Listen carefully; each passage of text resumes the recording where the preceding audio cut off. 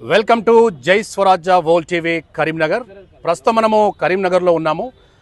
పట్టభద్రుల MLC election సంబంధించి నామినేషన్ల పర్వం కొనసాగుతున్న ఈ నేపథ్యంలో కరీంనగర్, ఆదిలాబాద్, నిజామాబాద్, మెదక్ సంబంధించి పట్టభద్రుల ఎమ్మెల్సీ అభ్యర్థులు మరి కాసేపట్లో కరీంనగర్ కలెక్టరేట్లో నామినేషన్లు వేయబోతున్న ఈ నేపథ్యంలో ఈరోజు జై స్వరాజ్య వోల్ టీవీ ప్రత్యేకంగా కరీంనగర్ రావడం జరిగింది.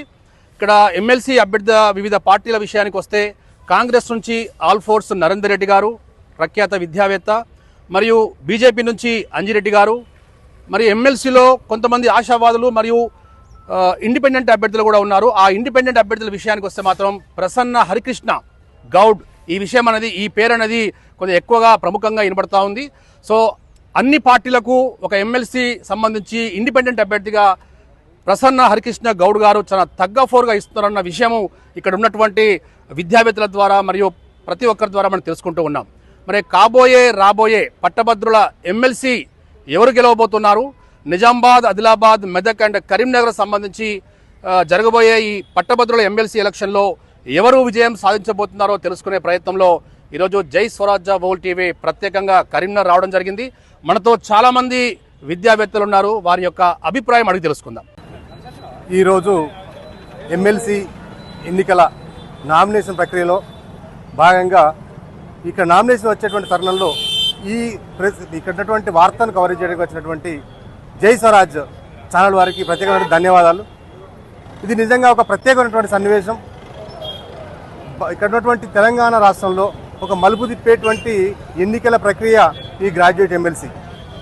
వాస్తవంగా ఎమ్మెల్సీ ఎన్నికలు ప్రారంభమైనప్పటి నుంచి మన రాష్ట్రంలో రాజకీయ నాయకులకే ఇప్పటివరకు ఓటేసాం, కానీ ఒక విద్యావంతునికి, ఒక మేధావికి, ఒక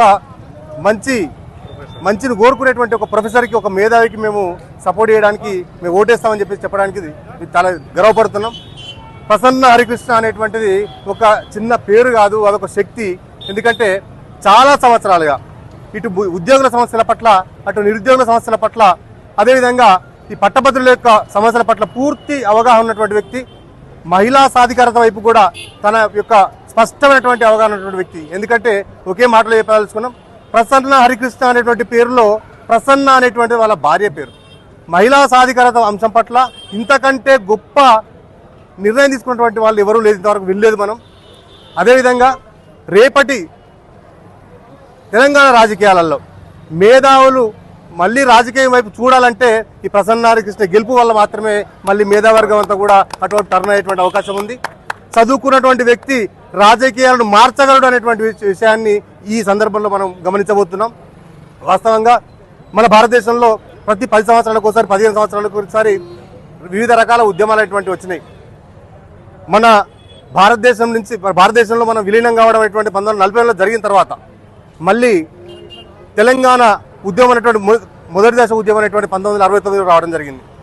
ఆ తర్వాత ఈ ప్రజాస్వామ్యాన్ని నమ్మక ఇవాళ జరిగినటువంటి ఇక్కడ ఉన్నటువంటి తెలంగాణలో ఉన్నటువంటి వాళ్ళకి అన్యాయం జరుగుతున్నటువంటి విషయాన్ని భరించలేనటువంటి చాలామంది యువకులు నక్సలిజం వైపు అడుగువేసి 80 దశకంలో చాలా ఉద్యమాలు వాళ్ళు అటువైపు చేయడం జరిగింది. ఆ తర్వాత కేసీఆర్ వల్ల 2001లో తెలంగాణ ఉద్యమం అనేటువంటి తీవ్ర రూపం దాల్చింది.